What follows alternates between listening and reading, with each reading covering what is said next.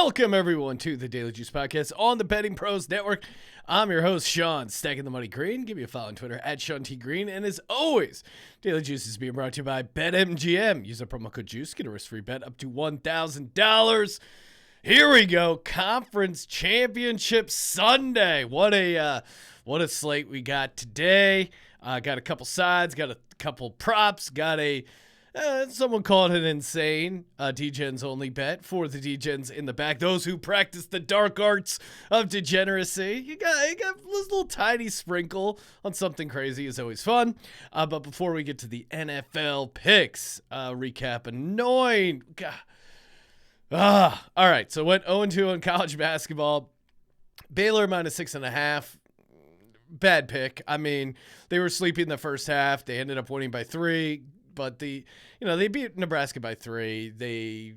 It really felt like they were never going to cover the 6.5. They got down early. They should have just bet on them in the second half, get that covered there.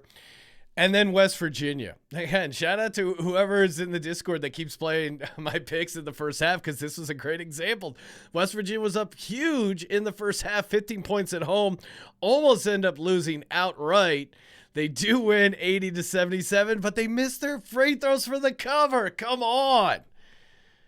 Oh, man. Nothing worse than these college. And people think I'm joking whenever I mention a handicap at these college basketball stuff. Like, I always go to free throw percentage because this is what these spreads come down to. West Virginia ended up missing 80-77, gave it out at 3.5. Oh, Huggins, you owe me one. And so do the gambling gods. Again.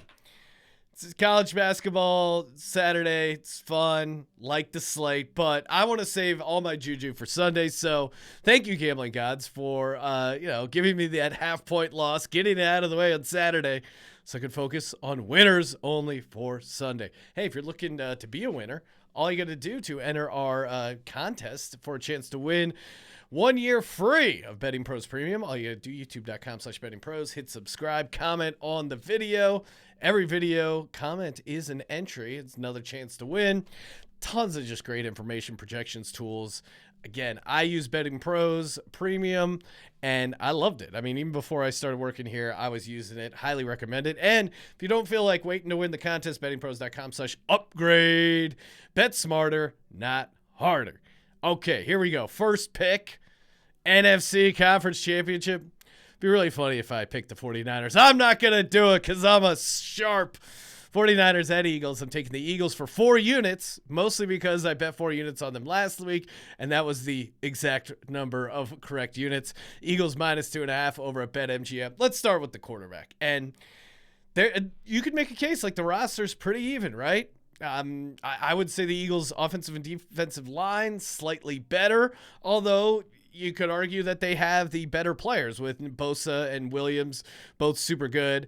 But, I mean, the quarterback, there is a big difference between Jalen Hurts and Brock Purdy. Jalen Hurts 7-0 straight up and 7-0 ATS as a favorite of less than 7 at home. Hurts is a starter, 15-1. The only game he lost as a starter was against the Washington Commanders. Again, division game, Monday night. They turned the ball over 4 times.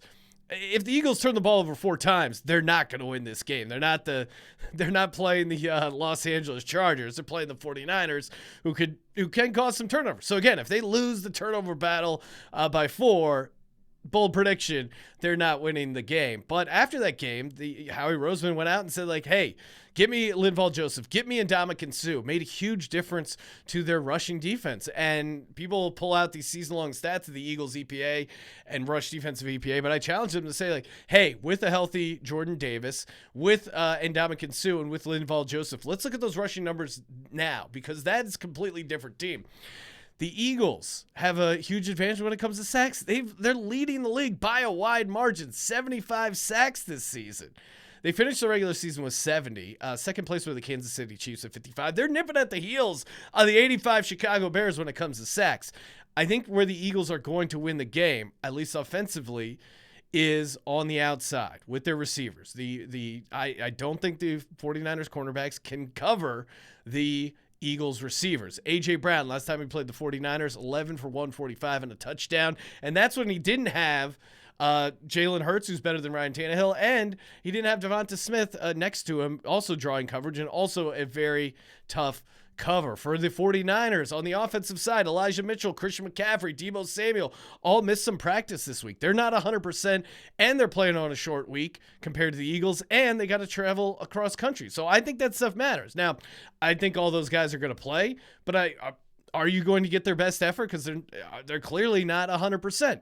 Avonte Maddox is back. That's huge for the Eagles because I do think the 49ers' best matchup on offense is George Kittle against the slot corner and our safeties. But getting Avonte Maddox back is huge. Last but not least, or I got plenty. I could do this all day. I could do 25 minutes on how the Eagles are going to win this game. Go Birds. Purdy has faced one pass defense ranked in the top 12 all season. It was Dallas, and you saw how he struggled. Hassan Reddick is going to be able to beat Mike McGlinchey. He's going to force our boy Brock Purdy to roll to his left, and that's where trouble is going to happen in the form of sacks, in the form of turnovers, in the form of pressure. Again, this Eagles team defensively, very, very stout. And if Shanahan wants to run the ball 80 times, I think the Eagles are going to be ready for it. I really think it's just going to come down to Jalen Hurts being able to pass on the 49ers defense with our boy A.J. Brown and Devonta Smith, projecting them all to have big games. All right, moving over to the AFC, give me the Bengals, +1.5 at the Chiefs for 2 units. Get that over on BetMGM. This one to me is a little bit tougher, but man, the Chiefs ATS have just been so bad. It's really hard to get behind them. 5-11-1 ATS in the regular season. They've been really bad at home ATS. And Bengals he covered the spread in nine straight games as a dog. Just Burrow in the playoffs. 5-1 straight up, 5-1 ATS. And that ATS loss was against the Ravens. So if you got that early number at 6.5, you could make a case he's 6-0 ATS in the playoffs. Bengals defense allowed the 6th fewest points in the NFL this season. They've been really strong defensively and allowed fewer than 20 points in 5 of their last 6 games. To me, everyone wants to talk about Burrow, Mahomes, and I get it. They're both exciting, dynamic quarterbacks. But to me, this game is going to be won on the defensive side. Whoever plays the best defense is going to get the victory. And to me, the Bengals defense is just much better. Chiefs pass defensive DVOA, 20th in the league. Like, you can throw on this team. Yeah, I think the Bengals receivers are in for big games. I think our boy Mitchell Wilcox snags the touchdown. I just think they're going to be able to move the ball on this Chiefs defense. And I don't know if I can say the same thing for Patrick Mahomes. This pick isn't because I think Patrick Mahomes' ankle is really banged up. The injury that I think people should be talking about is the injury with Travis Kelce. So now they brought up Jody Fortson. So between him, Blake Bell, and our boy Noah Gray, Kansas City now has 4 tight ends active on the 53-man roster. For me, I think that is a sign that maybe Travis Kelce is 100%. We saw he popped up late in the week with the questionable tag. If he's not getting you 12 catches and 2 touchdowns, I don't know if this Kansas City offense has enough points in them, regardless of Mahomes' injury. So I'm on the Bengals here, catching 1.5. Moving over to the props. Sorry for all the Brock Purdy fans out there. Brock Purdy over 0.5 interceptions, -140 over on DK for 2 units. Like this play a lot. It's just not sustainable. I mean, if you want to see a guy almost throw a ton of interceptions, watch the Brock Purdy game film. He just keeps getting by the skin of his teeth. And regression is bound to hit Brock Purdy when it comes to near-miss interceptions. He's thrown 59 passes in the postseason without an interception, essentially 59 in a row as a rookie. That is a historic record. Second place for most passes by a rookie in the postseason without throwing a pick, 14 by Norm Van Brocklin. After that, Tyler Huntley, 13. He's just due to throw an interception. And there's been so many close calls. And you throw in the little bit of inside information because the Eagles have 2 coaches on their staff, Tyler Scudder and shout out to DK McDonald. They were both defensive assistants for Iowa State when Brock Purdy was there. They are now on the Eagles staff. If you needed inside information on Brock Purdy, you don't. They certainly would have that on how to pick him off and his tendencies. Last but not least, Brock Purdy, 21-4 at home. with Iowa State 10-13 on the road. So again, it's his third road game and he's a rookie. I think it's just an awesome opportunity to throw an interception for Brock Purdy. Next up, prop for the Bengals Chiefs, Trenton Irwin, over 8.5 receiving yards over on DK. Again, the Kansas City passing offense is pretty soft. I think the Bengals are going to look to run their 4-receiver set. They don't care if Joe Burrow gets sacked. They want a ton of receivers out there. He's hit his over receiving yards 80% of the time. He's gone 8 and 2 to the over and to the over 8.5.